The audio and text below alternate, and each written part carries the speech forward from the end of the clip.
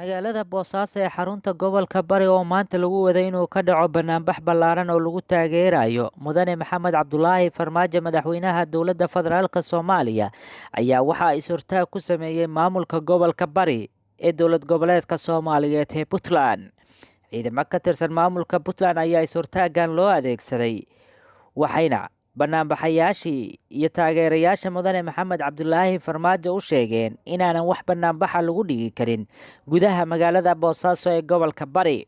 Wararka ayaa intaasi ku daraya in dadkii banaanbaxa dhigi rabay oo u badnaa haween iyo dhalinyaro ay dib ugu noqdeen guryahoodii maadaama laga fashiliyay banaanbixii nabdoona ee ay doonayeen inay ku qabtaan gudaha magaalada Boosaaso. Ilaa iyo hadda lama oga sababta keentay in is-hortaag lagu sameeyo banaanbaxaas. Hase yeeshee waxaa xusid mudan in xiriirka u dhexeeya maamulka Puntland iyo dowladda federaalka Soomaaliya uusan wanaagsanayn waayihii dambe.